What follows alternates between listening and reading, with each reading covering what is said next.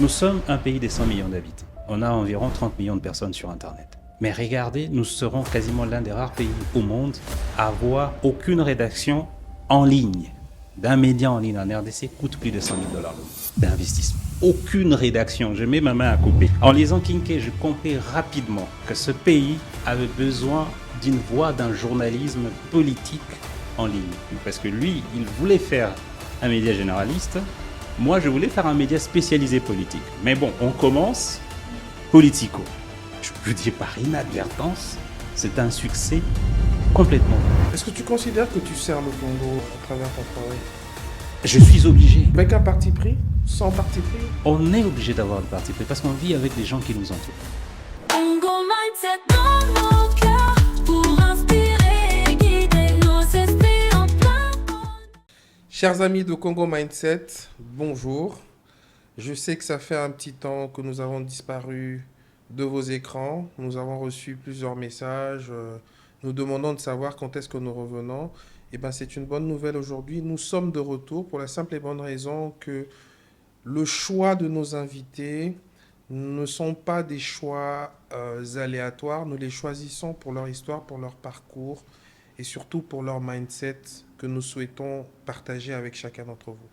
Alors, aujourd'hui, nous recevons une figure marquante du paysage médiatique congolais. Entrepreneur, journaliste, stratège digital, penseur. Notre invité est Litiani Choukran. Bienvenue dans Congo Mindset. Merci beaucoup. Comment tu te sens aujourd'hui? Stressé. C'est vrai que depuis un moment, je ne suis pas vraiment souvent acquis. Quand on revient avec la donne nationale qui est les embouteillages, ça stresse assez. Mais aussi grand plaisir, surtout, se retrouver ici. Je pense que quand vous avez lancé, j'ai suivi avec une grande attention. C'est une très belle initiative. Je me disais qu'effectivement, il fallait qu'on fasse quelque chose. Et voilà, je suis là, donc ça fait plaisir. Qu'est-ce qui occupe ton esprit? Parce que je veux te dire, moi je suis un peu comme le dernier épisode, quand je reçois un journaliste, un spécialiste du métier, euh, c'est une forme de respect aussi, cette forme d'intimidation que je peux avoir, mais d'entrée de jeu, qu'est-ce qui occupe ton esprit en ce moment? Écoutez, quand on est dans ce pays, c'est le Congo qui occupe les esprits, en fait. Je disais dans un tweet il y a 2 jours, en fait, c'est un pays où il y a des contradictions un peu partout, que si on ne le connaît pas bien, on peut facilement s'alarmer, mais si on le connaît très bien, on peut facilement aussi avoir de l'espoir. Et c'est donc, quand on avance, il y a des bouchons. De l'autre côté, vous voyez des gens s'en sortir. Et c'est le Congo. On se dit, mais comment on va régler tous ces problèmes? Et puis le soir, on se dit, bon, ça va. C'est une Ça va. compétence en soi. Mais avant d'entrer dans la profondeur de notre sujet, j'ai besoin que tu dises à tous ceux qui nous suivent, que tu parles à tous ceux qui nous suivent aujourd'hui, que tu nous dises qui est Litiani Choukran. C'est vrai qu'aujourd'hui, on te connaît sur plusieurs casquettes, certains t'appellent le Fondé, Mhm. mais il vient d'où?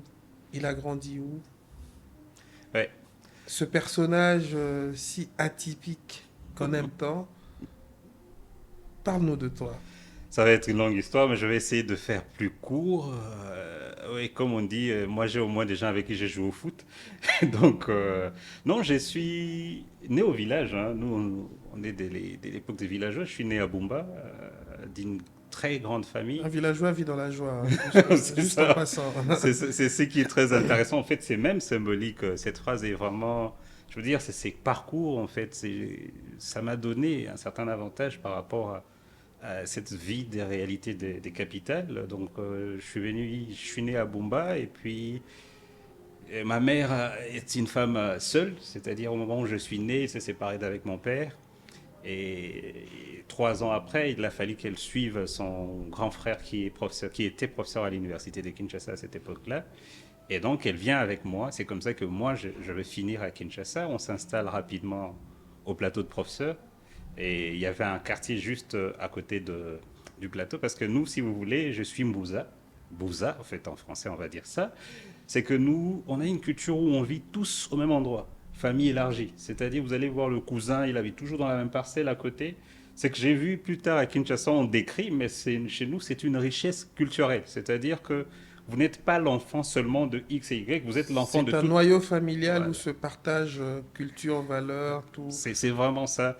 Et quand je suis allé même en 2023 vers l'Équateur, en fait, vers la Mongala là-bas, quand on parcourait, j'allais à Yambuku pour un documentaire, et je voyais tout le temps des villages, mais c'était allez, au le long de la route, et c'était des groupes des cases. C'est comme ça que j'ai compris plus tard que même notre façon de grandir au plateau de Crosser, c'était en fait cette réalité qu'on a essayé de transposer, conservation culturelle. Et donc nous étions dans les quartiers Kinduku. Et on vivait là en famille, avec des oncles, avec tout le monde. Et ce qui fait qu'on a hérité à la fois, vous savez, le plateau de professeurs, c'est les enfants de professeurs, c'est une autre. Voilà, vous êtes, comme on dit souvent dans le monde des francophones. Mhm. Et nous, puisqu'on était juste à côté, et donc nous étions un peu les traits d'union entre les enfants de professeurs et les autres, le quartier Mbanzalemba, Tchad, qui sont des quartiers très pauvres, pas souvent d'une grande éducation. Et donc, Donc il y a une forte influence. une forte influence. En fait, ce qui fait que, allez, on a été influencé des deux côtés. Et donc nous faisions des traits d'union, on avait des amis de l'autre côté du plateau et des amis de l'autre côté.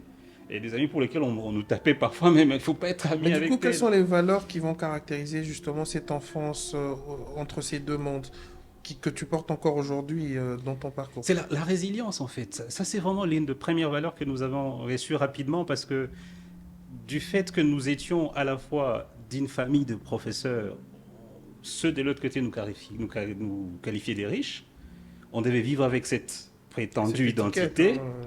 mais dans la réalité, effectivement, je viens d'une famille modeste en fait.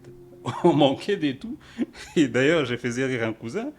Il nous arrivait parfois de mettre du sel dans du café parce qu'en fait, on n'avait pas de sucre. Et donc, cette réalité, à la fois, vous avez cette réputation de l'autre côté, quand vous sortez, vous croisez vos amis du plateau, vous êtes autant les enfants de professeurs, vous avez l'éducation que vous captez par côtoiement, et de l'autre côté, cette pauvreté, entre guillemets, qui est vécue, qui est assumée. Et c'est cette valeur qu'on va finalement cultiver, que je vais finalement cultiver, parce que ça nous donne la liberté. Et ce prénom, Choukran, Oui, bon, c'est un choix d'abord. Ça vient effectivement de ces passifs entre la liberté, c'est que j'ai dit d'abord merci. Parce que, en fait, ça veut dire merci, parce que tout mon nom est une phrase. Litsani.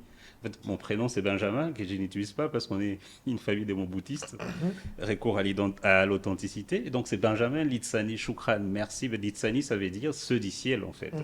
En fait, on remercie ceux du ciel pour les derniers, en fait, que je suis les cadets de ma famille. J'ai choisi ces noms-là moi-même parce que dans le parcours de l'histoire, je porte les noms de la famille de ma mère plutôt que les noms de la famille de mon père parce que j'ai été élevé dans la famille de ma mère. Mon oncle, qui était les grands frères de ma mère, est quasiment un père pour moi. Je ne peux même pas dire quasiment, c'est un père pour moi. Je porte son nom. Ce qui fait qu'à un certain moment, il a fallu ma propre identité. Choukran, et finalement, c'est un choix. Mais c'est aussi pour moi une façon de dire merci. Parce que, allez, c'est que je suis, peut-être on va le découvrir, pour moi, c'est un miracle social, premièrement. Et toute ma vie est une gratitude, en fait. eh bien, j'aime bien le fait que tu le décrives comme un miracle social parce que dans Congo Mindset, on pense qu'avec un bon mindset, on peut tous devenir des miracles sociaux et contribuer au développement de ce pays. Quand tu regardes en arrière, quel jeune homme tu étais en rapport avec ce que tu es aujourd'hui, hein? Oui, waouh, c'est... Je suis un produit des femmes. Hein. C'est-à-dire, comme j'ai dit, ma mère d'abord qui m'a élevé toute seule. Mais il y a eu un personnage très important, je vais insister sur elle. C'est ma grand-mère, en fait. C'est ce qui a pris facilement soin de moi. Et donc, cette éducation, j'ai eu souvent, d'ailleurs, un côté efféminé, d'après mes sœurs qui le disaient, parce que j'ai tout le temps été au milieu de femmes qui m'ont quasiment, en fait, élevé. Moi, je n'ai pas eu une présence masculine à côté de moi. Et ce qui a fait de moi quelqu'un de très reclus. En fait, je sors très peu, je suis très difficile à fréquenter, c'est-à-dire qu'en réalité, quand on me met au milieu de gens, vous me verrez toujours dans un coin très réservé, j'observe énormément. Et donc j'ai été cet enfant-là, ça m'a aidé. D'ailleurs, on verra pour moi, j'atterris au journalisme, parce qu'en fait, à la base, je suis un technicien, je fais informatique, mais puisque je suis seul tout le temps, puisque la seule façon de m'évader, c'est de lire, en réalité, de découvrir des histoires. Je suis un passionné de la mythologie, gréco-germanique, tout ça. ça me ramène, en fait, c'est tout un monde à moi, c'est là que j'invente des personnages, c'est cet enfant-là. Et puis, cette contradiction à la fois, parce qu'en fait, je suis celui Du qui... village à la mythologie grecque, qu'est-ce Oui, qui en s'est fait, passé? c'est l'influence du campus. En fait, les pères étaient, l'oncle était professeur, il avait des bouquins, et j'apprends à lire tout ça, et c'est ce qui fait qu'il y a eu un melting pot. Et ça, c'est quelque très part. important parce que on n'arrête pas de rappeler que c'est important d'initier, de s'initier personnellement à la lecture, mais de le faire aussi avec vos enfants parce que finalement, ça ouvre un monde extraordinaire. Quels sont les premiers bouquins dont tu te souviens de ton enfance aujourd'hui? Oh, c'était pas un bouquin, en fait, c'est que j'ai lu, c'était... Les encyclopédies? Oui, non, oui, c'est la grande aventure. Moi, j'ai été l'un des élèves les plus intelligents parce que mon oncle avait Encarta. Voilà. Encarta, pardon, c'était l'encyclopédie des Microsoft sur Non, CD. sur CD, oui, Sur oui, CD. je m'en Et à souviens. l'époque, mon tout premier livre, je l'ai lu, je crois que j'avais 8 ans, c'était les plus grands événements du XXe siècle. C'est pour ça peut-être aujourd'hui que je me passionne du journalisme. Exactement. Parce qu'en fait, j'ai l'ouvre, c'était chez mon oncle, et je le vole même, finalement, puisqu'il a fallu que je reparte avec. Mhm.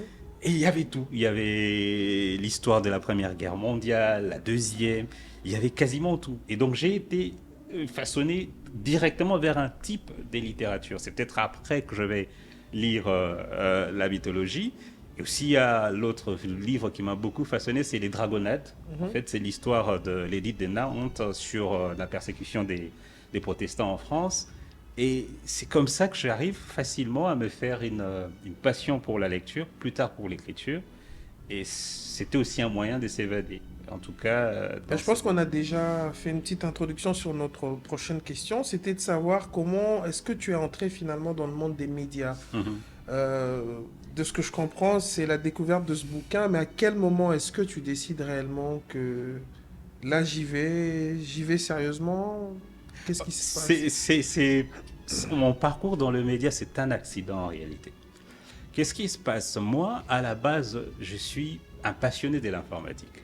Parce que je découvre l'ordinateur dans le bureau de mon oncle, qui est vraiment un modèle pour moi. Nous sommes en 99-2000, je pense. Et là, je commence à vouloir savoir comment ça fonctionne cette histoire. Internet commence à démarrer. Et au fur et à mesure, j'ai mis fait, j'allais dans un cybercafé de nos voisins, Cyber Express, les Mayombe, qui sont au plateau de professeurs, que j'ai salué d'ailleurs, parce que ça a été les tournants de ma vie. Je suis allé juste pour regarder, et puis je vais faire court, 6 mois après, je travaillais là, et je suis devenu le gérant du cybercafé. Mais pour moi, c'était juste pour apprendre d'abord l'informatique. Alors, il arrivera un jour, un proche, je lui demande, mais comment on fait des sites web? Il m'a dit, non, écoute, c'est difficile, ça c'est des trucs de blanc. Et ça a été carrément, aujourd'hui c'est le moteur de ma vie. À partir du moment où si quelqu'un me dit que c'est difficile, c'est comme s'il me dit fais-le. Et donc j'ai commencé à apprendre les HTML, les langages pour faire des sites web. J'arrive à le faire. Et quelques semaines après, je rencontre quelqu'un qui venait dans le cybercafé. C'était un membre de l'UNITA, les partis de Jonas Savimbi, en Angola. Il venait poster les PDF d'un de leurs journaux qu'ils avaient, Echo de l'Angola, en ligne, mais il l'envoyait par email à leurs partisans en Angola et à travers le monde. Alors je lui dis, mais écoutez, est-ce que vous savez que je peux vous faire un site web comme un site d'information, comme ça vous pourrez mettre directement votre journal en ligne. Bon, à l'époque c'était en 2004, 2005, je crois, non 2003. Il dit non c'est impossible. Je dis non on peut essayer et on le fait. Un an après, ce site avait tellement de succès. T'es rémunéré? Oui, oui, en fait c'est mon premier travail dans la vie. En fait c'est d'ailleurs ce qui m'a permis de quitter la maison de mes parents. J'avais 16 ans à l'époque. J'ai quitté parce qu'en fait, j'allais faire les Xeta. Au même moment, je trouve 16 ans. Oui, oui. Au même moment, je trouve ces boulots-là. Et il me dit, quand on fait les sites web, il me dit non, est-ce que je peux pas te donner... Mais à 16 ans, on est un enfant. À 16 ans, Ah non, tu peux pas être un enfant quand tu as grandi à Kinduku. En fait, c'est ça, en fait, c'est que je dis, c'est l'héritage familial. C'est-à-dire que nous, on a commencé à se débrouiller. Parce que là, je vous raconte l'épisode de l'informatique. Mais avant, je commence un cursus scolaire. L'un de mes oncles qui payait le frais meurt. Je suis en 5e primaire. Je suis obligé d'arrêter. Et donc, qu'est-ce que tu fais? Tu ne restes pas bras croisés dans nos vies là-bas. Je me mets à vendre comment on appelait ça? 5 glaces, je crois, à l'époque. 5 imprimés. Oui, oui. Et je commence à vendre au mot en bas et un peu partout. Je vends de la crème glacée pendant 3 ans pour que j'arrive à reprendre l'école après. Et donc, c'est cette vie d'entrepreneur qui a déjà commencé. Et c'était pas facile parce que vous avez ces côtés où tu vends de la crème glacée à des élèves que tu vas fréquenter comme des condisciples l'année qui va arriver. Donc, c'est pas facile. Au moindre truc, Là, ils il vont faut te avoir rappeler. un mental. Oui. Mais ce mental, qui l'entretient? Est-ce que ta mère, elle joue un rôle dans ça ou Oui, ce sont les femmes et puis la condition. Elles ont beaucoup travaillé, surtout ma grand-mère, mais c'est la condition. C'est pour ça que moi, je ne crois pas à ceux qui disent qu'ils ne peuvent pas y arriver. C'est la condition qui t'oblige, si tu te décides en réalité. C'est la condition dans laquelle nous étions qui nous disent il faut aller chercher, sinon il n'y aura rien. Chronologiquement, Mhm. quelles sont les étapes, les grandes étapes jusqu'à arriver à ta vie professionnelle? Donc, Et donc, c'est naissance, Echo de arriver à l'Angola. Kinshasa. Oui, Echo de l'Angola qui est un premier boulot pour moi. Je Mhm. suis en 5e des humanités.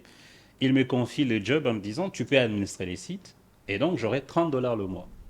Écoutez, avec $30 le mois, je me suis dit bon, là on partait au maquis, Mhm. j'y reste, je rentre plus chez moi, je m'organise, je loue encore l'espace du maquis, c'était $10 le mois et puis il me restait $20. C'est comme ça que ma vie professionnelle commence en fait.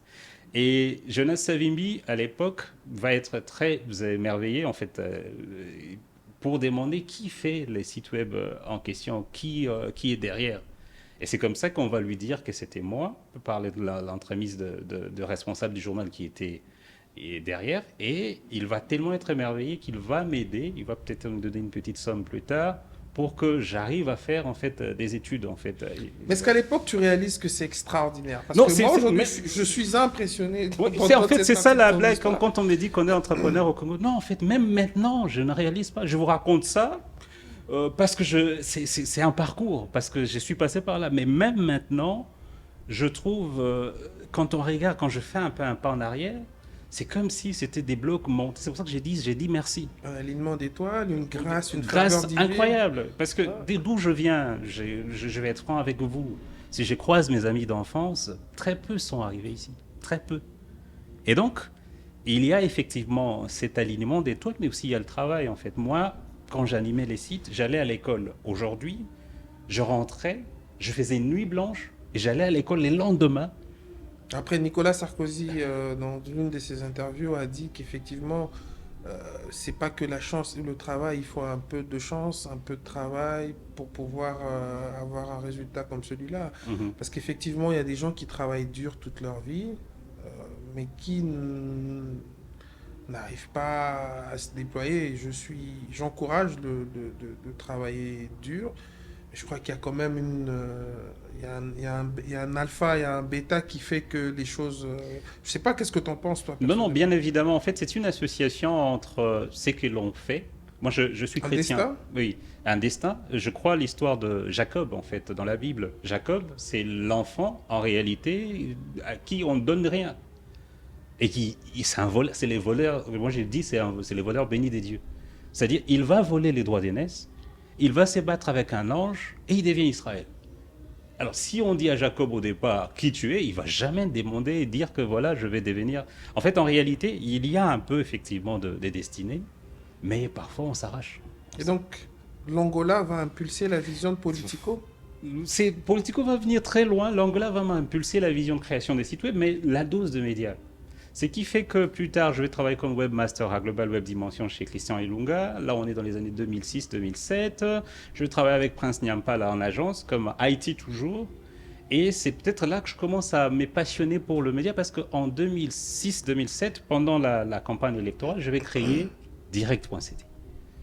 Direct.cd, c'était un média en ligne. Bon, comme je n'écrivais pas à l'époque, qu'est-ce qu'on a fait? C'était comme un agrégateur, c'est-à-dire on prenait tous les meilleurs Les articles contenus des autres. et je mettais. C'était un grand succès parce que c'était l'un des principaux sites web d'information. Il existe toujours? Non, non, je l'ai fermé pour de raisons stratégiques.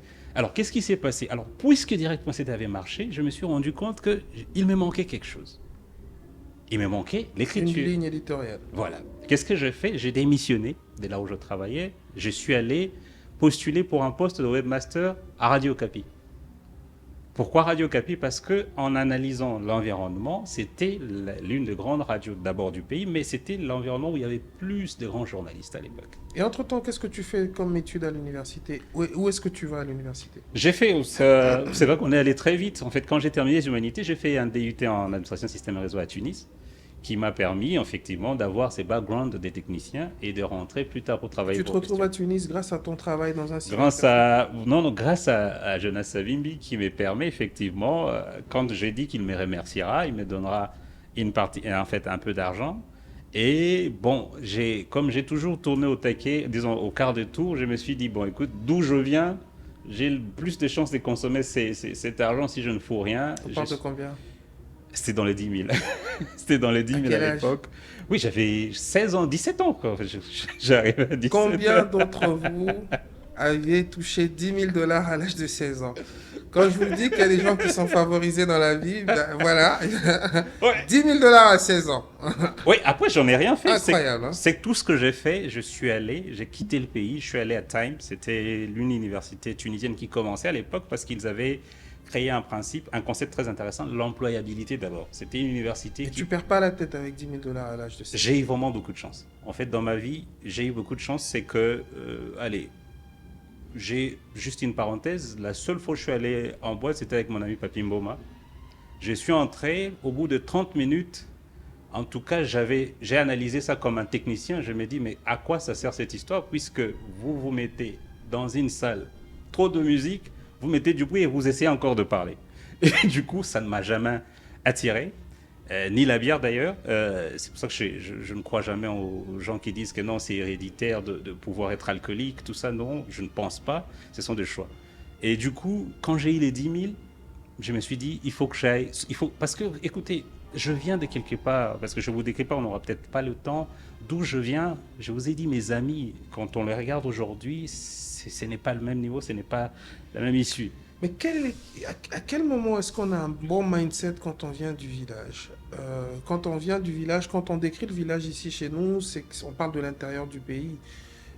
Et peut-être à défaut, on pense que nos villages n'ont pas de valeur, n'ont pas le bon mindset au fait pour définir la réussite, alors qu'au final, quand on regarde l'histoire de notre pays, finalement, on a majoritairement été dirigé par des personnes qui venaient plutôt de l'intérieur du pays, qui ont grandi parfois dans des conditions modestes et qui ont occupé des responsabilités importantes.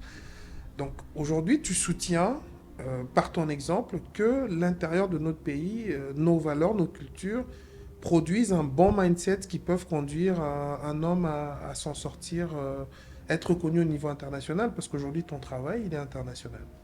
Écoutez, j'ai un deuxième exemple. Ma fille est née à Goma. Elle est venue à Kinshasa très tardivement. Et quand je la regardais, elle a 17 ans aujourd'hui, à 15 ans déjà, quand je la regardais avec ses condisciples à l'école, ici à Kinshasa, j'étais l'un des parents les plus heureux. Parce que je voyais en elle déjà cette différence. C'est-à-dire, quand on vient comme on dit à Kinshasa, du village, on est en mission. On n'est pas simplement là. Parce que nous, Kinshasa, c'est les paradis. Oui, ça... Et quand on arrive au paradis, on veut y rester. Sommet à atteindre. Voilà, le sommet, il faut y rester, il faut faire quelque chose pour ceux qui sont restés, entre guillemets. Et donc, on est en mission, nous. C'est-à-dire, quand on est à Kinshasa, on est en mission. Et puis, il y a des bases, la culture, parce que c'est vrai qu'avec beaucoup de spiritualité, on commence à remettre un peu en cause nos cultures, ainsi de suite. Mais cette culture, les valeurs que nous avons depuis le village, ce sont des valeurs qui te disent il faut respecter les aînés, tu es l'enfant de tout le monde, un voisin peut taper, tout ça. En fait, toutes ces valeurs que l'on conserve de l'autre côté, que la modernité n'a pas encore, l'acculturation n'a pas encore éliminé. C'est pour ça que ça fait de nous des personnes un peu différentes. Je ne dis pas que tous ceux qui viennent du village... Cette différence, bien sûr, t'a aidé à te retrouver à Tunis et à ne pas perdre la tête. Donc, de Tunis, combien d'années? 3 ans, parce qu'en fait, entre-temps, 10 000 $, c'est pas beaucoup pour l'université. Je m'en rendrai finalement compte. Je suis d'accord avec toi. Et donc, j'ai arrêté un DUT, diplôme universitaire de technologie. Je suis revenu. Christian Elunga m'embauche à Global Dimension comme webmaster. Et c'est là que je commence jusqu'en 2006 à créer, 2006-2007 à créer Direct.cd. Et puis, après Direct.cd, je travaillais en agence com, Altes, avec Prince Nyampala. On a mené plusieurs campagnes, notamment pour Western Union et Robank, disons BIAC. Et puis, pour apprendre le journalisme, je me plonge à Radio Okapi. C'est là que le média rentre en moi. Parce qu'en réalité, en étant à Radio Okapi, je vais faire une expérience hallucinante en 2011 finalement. C'est que je suis le webmaster de la radio, mais au même moment, dans mes temps libres, j'anime Direct.cd. Élection de 2011, on se retrouve devant une position où Direct.cd est le deuxième site du pays en termes de visites, après la Radio Okapi, alors que j'étais le seul animateur. Bien évidemment, en ligne, on dit, c'est plusieurs journalistes, j'ai même entendu des gens dire que c'est un site financé par des blancs, des choses comme ça. Mais non, j'étais au milieu de Radio Okapi, je travaille à Radio Okapi, tout en animant Direct.cd comme un site. Et quand je commence à écrire, quand je me sens capable... C'est le boom d'Internet un peu... Oui, 2011, c'est vraiment le boom, puisqu'on commence à avoir une situation où la pénétration est forte.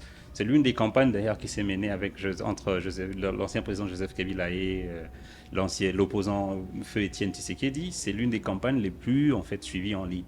Ce qui fait que, quand je me sens capable, et c'est là peut-être les tournants de ma vie, je fais 8 mois à Radio Okapi, je me dis, j'ai appris à écrire. Bon, je vais être franc, on a un salaire de $1,300. Mais ça a été une école de formation? Oui. Parce que tu le voulais ou parce qu'il y avait dans la machine Radio Okapi un système de formation? Le 2. C'est-à-dire, j'ai quelqu'un, peut-être il va être surpris aujourd'hui parce qu'on a peut-être eu un petit souci, parce que j'ai quitté la Radio Okapi, entre autres avec une petite querelle des dents, mais... Axel Goncho, il s'en est pas rendu compte, c'est la personne qui m'a ouvert les portes vers l'écriture. Parce que j'étais webmaster, je n'étais pas obligé d'écrire. Mais lui, il était rédacteur en chef, il me demandait d'écrire parfois. Par le bulletin de la radio, on avait une newsletter en interne, il me demandait d'écrire des éditos. Bon, ça m'embêtait à l'époque. Corriger. Oui, et du coup, au fur et à mesure, j'ai compris que je pouvais le faire. Et quand j'ai commencé à écrire complètement des articles, qu'est-ce que je fais? J'ai démissionné. J'ai démissionné pour je me suis dit, non, je vais me consacrer à mon média, Direct.cd. Et c'est peut-être le tournant, parce qu'à l'époque, tu laisses $1,300 le mois pour rien, puisque le web, on n'a pas de modèle économique. Et oui, je vais vous dire que c'est pour ça que je comprends aujourd'hui la vie de l'entrepreneur. C'est à la fois difficile, mais je crois que c'est le meilleur choix de ma vie. Tu as vécu des hauts et des bas. Et surtout, tu avais $10,000 à 16 ans. Donc, il paraît que le plus difficile, c'est de gagner ses premiers revenus, mais après recréer de la valeur lorsqu'on l'a déjà fait, ça arrive plus facilement. Et donc de Direct, je suppose que on se tourne vers Politico parce qu'il y a une ligne éditoriale. Oui, 2014, effectivement. Il y a un contenu beaucoup plus affirmé, il y a un espace à occuper aussi, il faut le dire. Parce que d'ailleurs, jusqu'aujourd'hui, c'est vrai qu'on a la presse écrite, mais en ligne aujourd'hui, Politico. Mais c'était quoi l'essence de Politico? Quelles sont les grosses réussites de Politico et pourquoi la migration vers Beto aujourd'hui? Alors, Politico, c'est d'abord j'ai pris mes leçons de moi-même. Je n'ai pas peut-être dit aux gens qui m'ont inspiré. Par exemple, Politico, c'était Kinke Mulumba. Je travaillais pour lui d'abord au cabinet quand il était ministre de PTNTIC. C'est là que j'ai découvert le soft, le journal qu'il faisait, le soft international, les styles d'écriture. C'est là que j'ai commencé à mettre un peu du style dans mon écriture, même moi-même. Parce qu'avant, j'écrivais en format d'agence. C'était un format où on rapporte le fait, sans édito et ainsi de suite. Mais en lisant Kinke, puisque lui, il était très papier, le soft même jusqu'aujourd'hui, il restait plus papier qu'en ligne. En lisant Kinke, j'ai compris rapidement que ce pays avait besoin d'une voix, d'un journalisme politique en ligne. Pour le simple fait que nous sommes, à ces moments-là, 2014, dominés par les médias étrangers. Quand on tape politique en RDC, on parle, c'est Jeune Afrique, c'est RFI, France 24 et consorts. Et donc, j'ai senti tout de suite qu'il y avait un espace. Et je vais rencontrer un ami, un ancien ami, parce qu'il y a tellement eu beaucoup de polémiques dessus, c'est Patient Ligodi, qui a les déclics aussi au même moment, qui veut, lui, faire un média généraliste en ligne, un peu comme Direct.cd. C'est d'ailleurs le principal problème que nous avons, la divergence que nous avons eue. Parce que lui, il voulait faire un média généraliste. Moi, je voulais faire un média spécialisé politique. Mais bon, on commence Politico. Et je peux dire par inadvertance, c'est un succès complètement fou. Et je vais vous dire, on a commencé Vous l'avez pensé comme un business ou vous l'avez pensé Jamais, parce que nous avions $600 d'investissement, $650. C'est ce qui nous coûtait la rédaction. Nous avions, Patient était rédacteur en chef, j'étais responsable de la technique. À l'époque même, je ne me faisais pas, mais je me mettais pas en avant comme un journaliste. Et il y avait Stanis Bouchakir qui était avec nous aussi, et puis Franck, un des journalistes. C'était simplement ce monde-là. Et nous nous sommes lancés. Et c'est peut-être ça notre erreur, parce que voilà, c'est l'une des erreurs que nous faisons souvent au Congo. Quand on se lance dans quelque chose, on ne se lance pas comme dans une activité professionnelle. Exactement. Dans laquelle on doit structurer les participations, les raisonnements, les actifs et ainsi de suite. Est-ce Non. qu'il y avait une vision sur du long terme ou c'était plutôt se dire C'est la comment vision ça, à long voyons terme. voir. C'est la vision à long terme qui nous a frappé. Comme j'ai dit, moi je voulais, parce que j'avais Direct.cd qui était un média assis qui fonctionnait depuis 2006. Et donc pour moi l'intérêt, ce n'était pas de répliquer Direct.cd, c'était de faire un média spécifique. Notamment, je voulais cloner les softs en ligne. Et c'est ce que je peut-être réussi à faire plus tard avec Politico quand on s'est séparés, c'est-à-dire un média qui ne fait pas que rapporter le fait, qui le commente, mais qui fait dans la prospective. Parce que la prospective, pour moi, c'est l'anticipation. On dit, OK, puisque X et Y ont dit ceci, peut-être ceci va se produire. En fait, on essaie d'anticiper, d'informer les publics au-delà de faits. Et quelles ont été tes plus grandes désillusions? C'est ça, c'est-à-dire que je vais être franc avec vous, je me suis réveillé, ça c'est l'une des premières désillusions professionnelles dans ce pays, après avoir parlé avec des amis, notamment à Patient et les autres, en se disant, bon, écoute, on ne peut pas continuer, vous pouvez aller faire un autre média, je reste dans mon coin, ok, oui, il m'a même informé, est-ce que tu peux m'aider à enregistrer le nom de c'était actualité.cd, j'ai dit, oui, je lui passe, je crois, les coordonnées d'un ami qui va l'aider. Le lendemain matin, Actualité lance et j'ai quasiment tout le pays qui me traite des voleurs de sites web. Mais disant que non, voilà, je suis le webmaster qui a fermé les clés parce qu'il ne s'était pas entendu avec ses collaborateurs et voilà, il a volé les sites. Et donc ça, quand même, vous savez, on est stoïque effectivement de là où on vient, on a reçu une éducation, on s'est battu, mais ça te touche en fait. On ne peut pas avoir tout un pays qui te traite de voleur. À un certain moment, tu commences même à douter de toi-même. Est-ce que j'ai volé finalement? C'est l'une de choses qui m'a énormément Et touché. tes plus grandes réussites dans ce... C'est à la fois ça, c'est-à-dire qu'à partir du moment où je vous ai dit au départ, quand on me dit que tu n'y arriverais pas, c'est comme si on me dit vas-y. Et donc quand on m'a dit que je n'étais que le webmaster, que je n'avais fait que voler un site web, qu'est-ce que je fais? Je fais ce que j'ai toujours fait dans la vie, c'est-à-dire dès qu'on me remet en question, je me suis enfermé dans ma chambre, j'ai commencé à montrer mon côté journaliste. J'ai réanimé Politico.cd jusqu'à l'année dernière où j'ai décidé effectivement qu'on devait passer un cap à Beto. Et ça, c'est pour moi, j'ai pu répondre à ma manière puisque nous n'avions que des divergences, des visions. C'était profond, c'est-à-dire que dans ma tête en tout cas, nous restions amis, mais c'était, allez, Actualité pouvait aller faire de l'actualité, c'est qu'ils font aujourd'hui, c'est d'ailleurs très bien, mais ce n'est pas ce que moi je voulais faire. Moi je voulais faire une presse spécialisée. Tu voulais aller dans une niche. Voilà. Mais ce paysage médiatique congolais aujourd'hui, est-ce qu'il t'inspire Est-ce que de ce paysage, tu as des frustrations? Énormément. En fait, si vous lisez mon compte WhatsApp, disons Twitter, c'est quasiment la même chose. En fait, c'est que X aujourd'hui. X. Elon nous a fait. Alors, si vous lisez, c'est quasiment de la frustration permanente. Écoutez, nous sommes un pays de 100 millions d'habitants. On a environ 30 millions de personnes sur Internet. Mais regardez, nous serons quasiment l'un des rares pays au monde à avoir aucune rédaction. Je mets ma main à couper. Quiconque peut trouver l'information contraire viendra de vous le dire. Aucune rédaction en ligne d'un média en ligne en RDC coûte plus de $100 000 le mois d'investissement. C'est-à-dire, personne, à travers un média, je mets Top Congo, tout le monde, à part des médias d'État et les médias financés par les Nations Unies, Radio Capi, qui peut se prévaloir d'avoir investi $100 000 dans une rédaction en ligne. Qu'est-ce que ça crée? Ça crée une dangerosité sans précédent. Ça veut dire que la personne qui va venir mettre de l'argent, puisque la main qui donne, c'est la main qui dirige, va faire l'information. Mais qu'est-ce qui coûterait autant d'argent dans... Ça, c'est une très bonne question.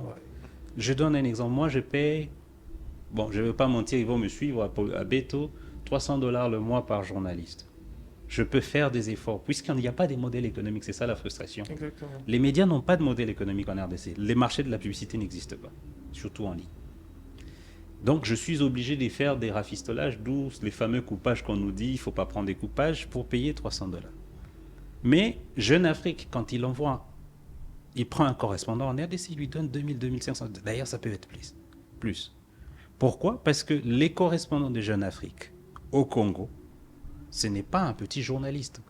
C'est Stanis Bouchakira, qui est parmi les meilleurs journalistes du Congo. Et Stanis est quasiment au niveau du propriétaire de médias, c'est les DP d'actualité. Exactement. Ça veut dire que pour que moi j'ai la même qualité, Tu dois pouvoir mettre... le moyen.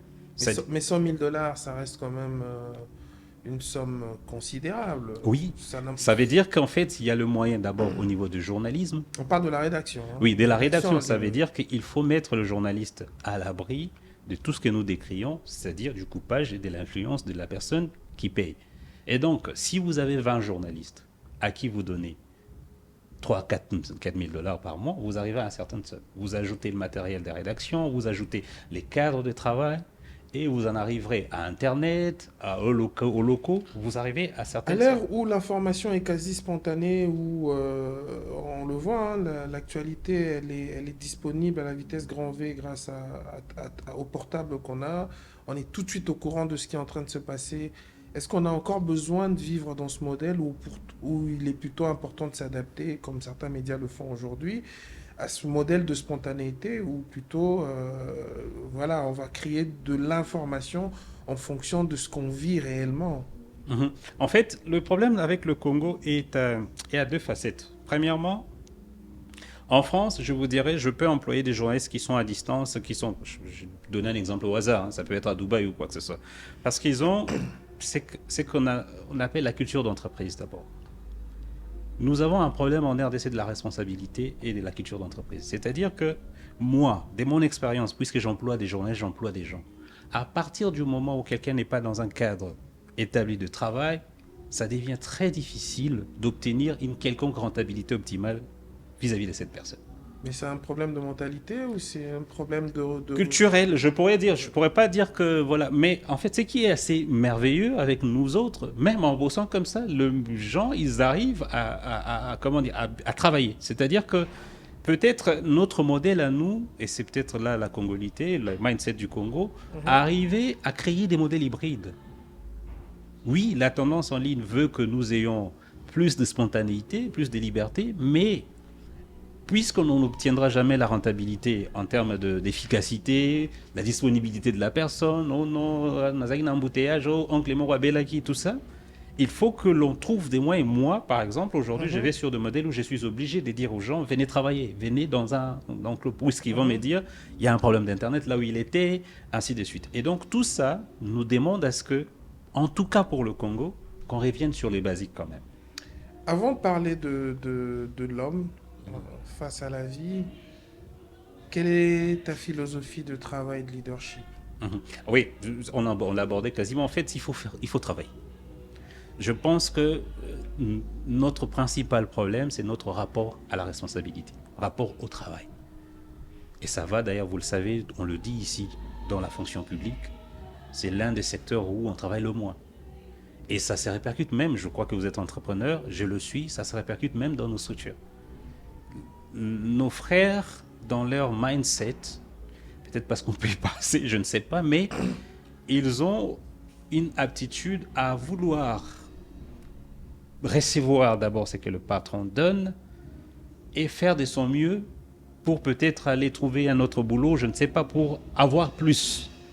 Et autre chose, c'est que... Mais qui dirait non à ça? Oui, et l'être humain est opportuniste. Oui, je le sais. Faut se le Maintenant, dire, ça. c'est le rapport à la responsabilité.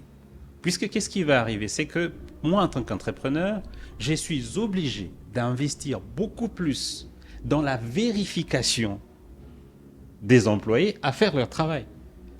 C'est qui sont des fonds, en fait, qui peuvent être utilisés pour autrement Il est la ailleurs. responsabilité de ceux qui nous gouvernent de susciter en nous l'envie de participer à un projet commun. C'est vrai que de par notre naissance, nous sommes congolais, mais il y a une manière, il y a des méthodes de nous impliquer dans un projet commun qui va peut-être aider à définir ce que nous sommes en tant que Congolais, en tant que nation.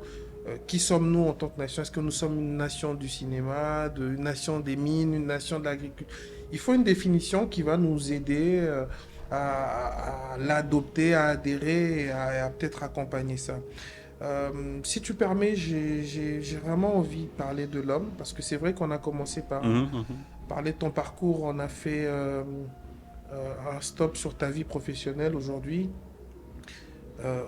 On comprend aujourd'hui que tu n'es pas sorti de nulle part, ni d'ailleurs tous les médias que tu as créés.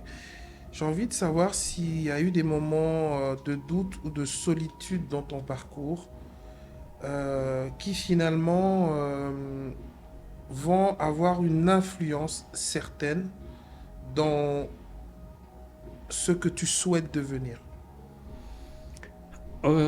C'est vrai, j'ai 40 ans aujourd'hui, ce qui fait que quand tu as vécu au Congo à cet âge-là, t'en as sûrement vu de toutes les couleurs.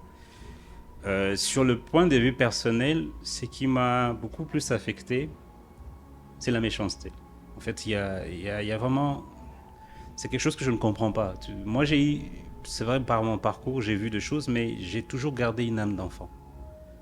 Je crois profondément, et c'est assez naïf, mais je crois profondément que l'être humain a du bon en lui. Et je ne comprends pas la violence gratuite. C'est-à-dire cette capacité à vouloir faire du mal. Il y a des épreuves en particulier qui t'ont transformé? Bon, oui, y en a. Premièrement, je pense que ça m'a transformé dans le bon sens. C'est deux épreuves. Bon, la première, c'est une très bonne nouvelle d'ailleurs, c'est la naissance de ma fille en 2008. Ma fille est née. Je pense que c'est là que j'ai commencé à devenir un homme.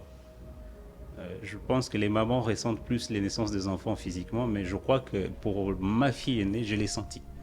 Le jour où on m'a annoncé qu'elle était née, je me rappelle devant Aldar, j'ai marché jusqu'à Kitambo Magasin.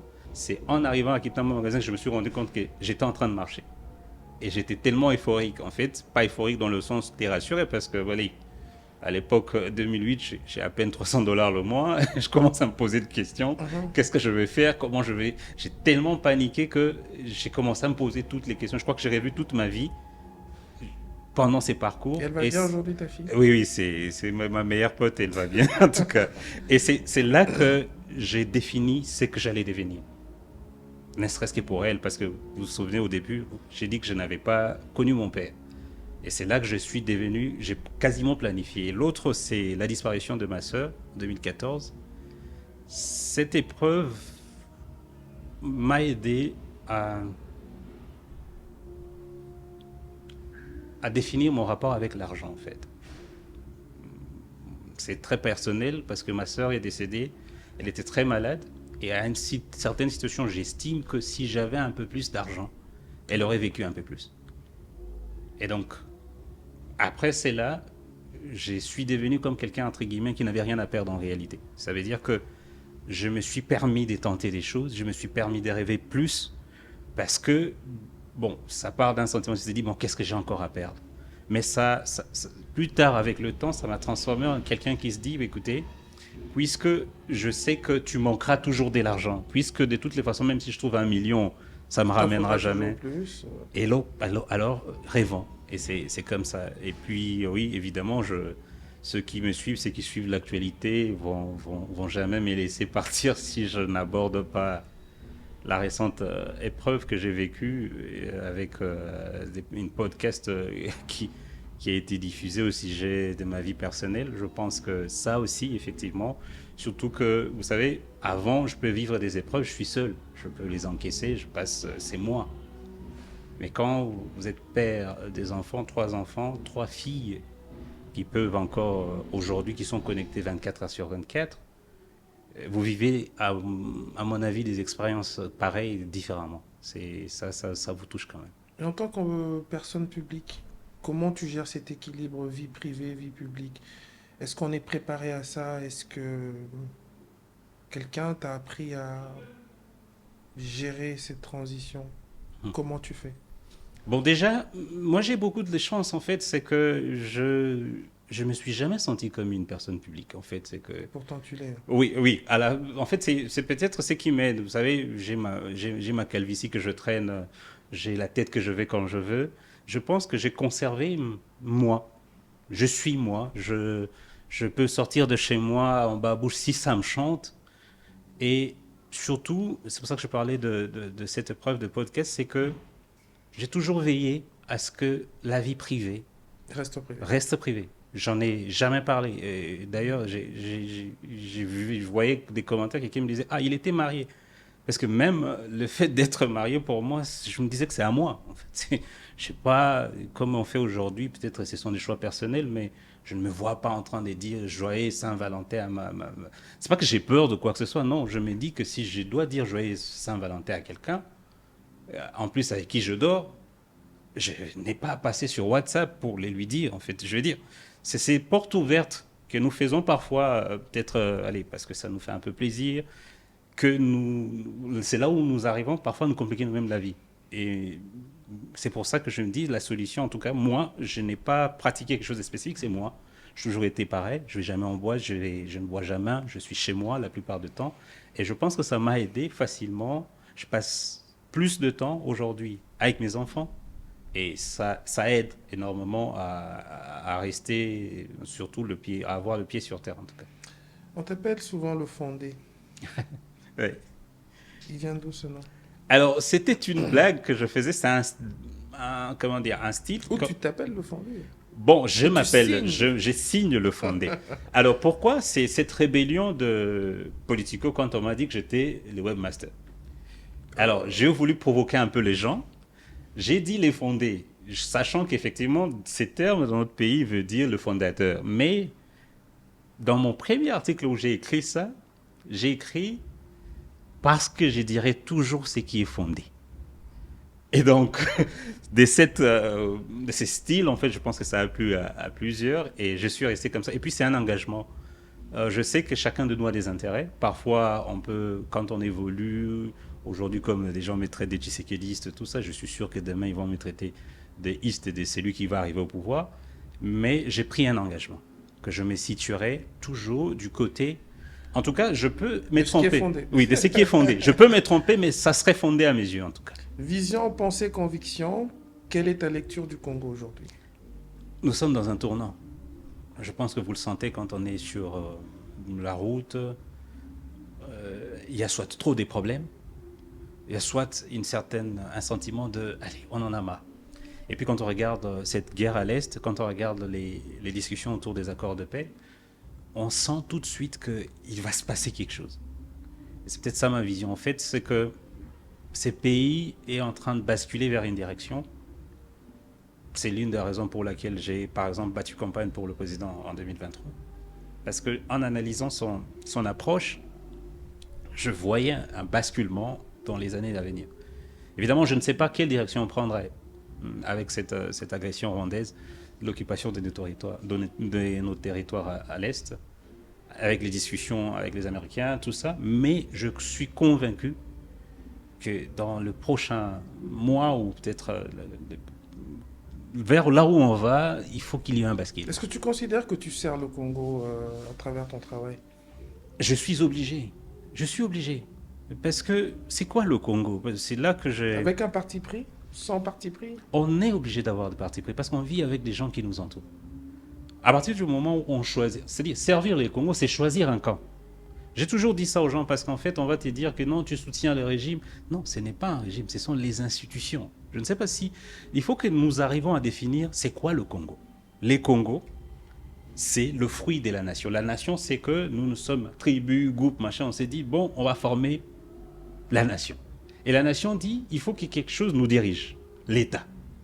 L'État, c'est notre bien à nous. C'est-à-dire qu'en fait, quand on dit régime de Tshisekedi, c'est en fait, je ne sais pas d'où les gens tiennent ça, le ministère de la Défense nous appartient. Exactement. C'est notre défense à nous.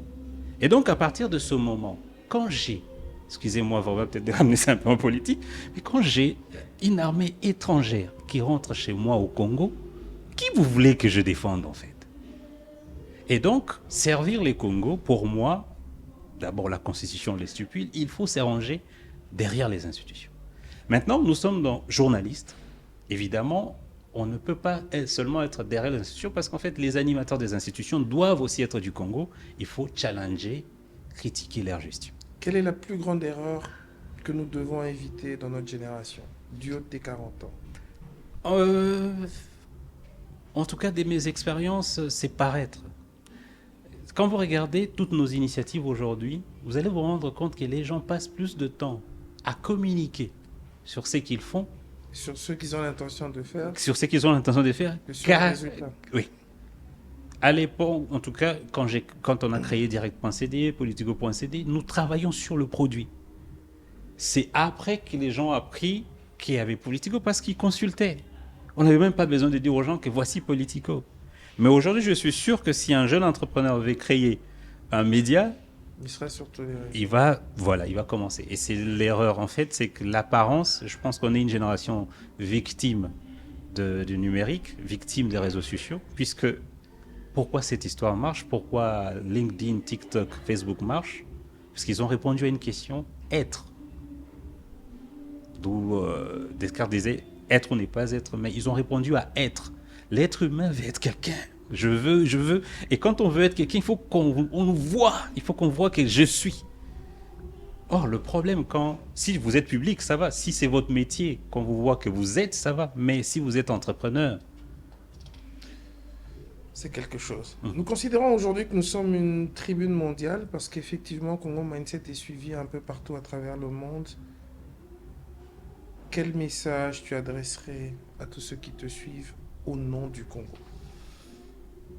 c'est notre histoire. Quand on regarde ce pays, quand on regarde la carte, et quand on regarde même la façon dont on a été constitué, c'est pour cela que le Congo fait objet des convoitises aujourd'hui. Et en étant congolais, je vais peut-être parler à mes compatriotes. Le Congo n'est pas un bien du Congo d'abord, des Congolais d'abord. Parce que nos frontières n'ont pas été définies par nous-mêmes. Ça a été défini par un consensus mondial. De ce fait, le Congo, pour moi, c'est la plaque tournante du monde.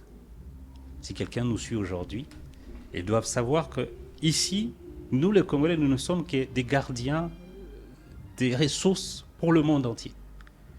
Et que si il y a quelque chose à faire... Gardien sans action, sans intervention, sans implication. J'y arrive. Ça Sans veut dire que incitation. si il faut faire quelque chose aujourd'hui, c'est que en ramenant la paix au Congo, on sert le monde parce qu'en fait, c'est d'ici que partira n'importe quoi dans le monde. Ça veut dire que quand on regarde la révolution de l'énergie aujourd'hui, avec les ressources du Congo, nous sommes là. Quand on regarde la donne climatique, nous sommes là. Toutes ces richesses, en tout cas, peuvent bénéficier au monde entier. C'est en ce sens que le Congo aujourd'hui, en fait, c'est la plaque tournante de l'avenir même de ce monde. Pour moi, dans mon sens. Ça veut dire que si les gens nous écoutent de l'extérieur, qu'ils sachent que c'est ici, en fait, comme notre campagne l'a dit, le cœur de l'Afrique. C'est ici, je prends même le cœur du monde. C'est en faisant battre le cœur du Congo que l'on peut effectivement obtenir certaines choses dans ce monde, en tout cas. Aujourd'hui, Beto, what next? Beto, Avec, oui, Beto, Samuel. c'est un shifting très risqué, mais on l'a osé parce que Politico a vécu son temps, mais Politico, pour être franc, c'est un nom des médias qui existent déjà aux États-Unis et aussi à travers le fonctionnement, l'évolution que nous avions eu, les enjeux que nous avons aujourd'hui avec l'éclosion des médias un peu partout, la guerre d'influence. Partout dans le monde, on veut contrôler les récits. Mais nous nous sommes rendus compte que la prochaine bataille au Congo, c'est la bataille de récits, de narratifs. Il faut que le CPI ait des médias, des plateformes qui arrivent à raconter son narratif. D'où Beto. Beto, on est rentré dans l'identité Congo parce que c'est nous. Et maintenant, c'est un projet qui vise à prendre part à la prochaine bataille, qui est la bataille des contenus. Vous l'avez sans doute remarqué en ligne, nous virons vers la production industrielle avec les AI, l'intelligence artificielle, vers la production de contenu. Or, ce pays a besoin qu'il y ait un major ou des majors en fait dans cette industrie de production de contenu, y compris médiatique, même dans le divertissement, dans tous les secteurs de contenu, capable de raconter son histoire. Et donc, Est-ce c'est que ça tu sens notre émerger projet. un écosystème qui va aller dans ce même ordre d'idées? Oui, en tout cas, si vous regardez aujourd'hui, si vous scrollez votre téléphone, les termes, beaucoup le connaissent aujourd'hui, Mhm. vous allez vous rendre compte qu'effectivement, il y a un boom, en fait. Il y a cette envie de raconter, il y a cette volonté de pouvoir dire des choses, publier des choses. Maintenant, ce qui nous manque, c'est un peu comme quand on a créé Politico, c'est qu'il nous manque un modèle économique. Puisque si on veut arriver à développer cette industrie, ces booms, à profiter de ces booms des contenus, les contenus, ça coûte extrêmement cher, surtout les contenus de qualité. Et donc, il nous faut un modèle économique. Et nous n'en avons malheureusement pas pour l'instant. Mais voilà, c'est peut-être là le vrai enjeu d'avenir. Mais il y a un boom, il y a vraiment, vous allez le voir, en fait, il y a même les barrières linguistiques qui volent en éclats, parce qu'en réalité, vous pouvez rire du militaire qui s'allonge par terre devant la Robank en français, en anglais, en swahili. En fait, les Congolais en font du contenu de n'importe quelle forme. TikTok aujourd'hui, comme les gens disent, c'est quasiment un marché. Et c'est là que nous avons vaincu cette barrière linguistique, cette barrière éducationnelle qu'il y avait, qui, au début, quand on a créé Politico et les autres, puisque c'était en français structuré, posait un peu un problème de comment on allait atteindre ceux de nous qui n'ont pas eu la chance d'avoir recevoir une certaine éducation. Alors, nous pensons de manière collective, et beaucoup le diront, qu'il faut partir à l'étranger pour réussir. Aujourd'hui, Litsani aussi est parti à l'étranger, de ce que nous savons bien qu'il est avec nous aujourd'hui à Kinshasa. Est-ce que pour se construire un mindset, pour se construire un avenir, pour devenir, pour grandir, on a besoin de partir? C'est une question très difficile, mais très importante. Pourquoi? Parce que moi, je suis parti, plusieurs fois d'ailleurs, mais remarquez, je finis toujours par revenir. Alors, à 40 ans, je vais être franc avec quiconque et ne partez jamais. Ça ne servira absolument à rien du tout. Si vous cherchez à devenir riche, si vous cherchez ne serait-ce qu'à survivre à 40 ans, vous allez plus souffrir de l'autre côté. Pourquoi nous partons? C'est peut-être ça le début de réponse. Je fais partir mes enfants à une condition, qu'elles soient suffisamment âgées. La plus jeune a 10 ans et d'ailleurs la plus âgée a 16 ans. C'est pour aller faire des études, faire l'université. L'idée, c'est que nous pouvons bénéficier de l'étranger. Pourquoi nous partons? Parfois, il y a un plafond en termes éducationnels. Pour certains, bien évidemment, on peut se contenter de l'université de Kinshasa. Il y a même des gens comme Matata Pogno, Vital Kamerhe et les autres qui sont sortis de là. Mais il y a un besoin de pouvoir voir aussi, de pouvoir accéder à d'autres grandes universités à travers le monde pour avoir certaines qualifications, pour explorer aussi. C'est aussi une question d'éducation. Pour moi, je pense que quand vous allez côtoyer les autres mondes, vous avez d'autres cultures, une autre manière de faire, un autre regard. Écoutez, si vous êtes toujours ici à Kinshasa, vous allez croire que certaines choses se font toujours de la même manière. Donc, quand on est jeune, je peux encourager effectivement, pour moi, en fait, échange d'expérience, si je peux dire. Donc, il faut partir quand on peut, quand on en a les moyens. L'immigration clandestine, il faut oublier. Parce qu'en fait, de l'autre côté, c'est verrouillé. Vous arriverez là, vous ferez 20 ans, vous n'aurez jamais de documents, et puis vous allez finir par vous fatiguer, vous reviendrez ici sans rien. Allez étudier. Et quand vous aurez terminé, sachez une chose. Vous allez faire 10 ans en France, vous toucherez 2000 € par mois. Alors qu'au Congo, il est quasiment, j'en suis l'exemple, il est quasiment, voilà, vous savez, j'ai touché mes 10 000 quand j'avais 16 ans, même si ça a baissé juste après. Mais ces pays, c'est là où il y a de la richesse, il y a des opportunités. On dit toujours qu'il y a de chômage, mais en réalité, nous qui sommes des chefs d'entreprise, nous savons une chose, c'est qu'il y a très peu de compétences. Pour chuter, quel mindset pour réussir au Congo? Ah, bagarreur. je vais être franc. En fait, c'est que, comme chez nous, on disait souvent, oh, Bali en famille, tout ça, ça te complique. Non, en fait, ces pays, écoutez, quand vous descendez à l'aéroport de Njili, c'est cette mentalité-là qu'il faut avoir. Vous mettez un casque, vous dites, je vais au combat. Ça ne sera jamais facile.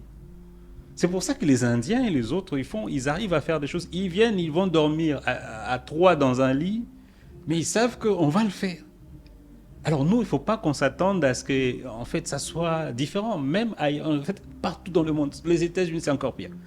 Le mindset du Congo, c'est que ça va barder, ça ne marchera pas à un moment. Le courant va se couper.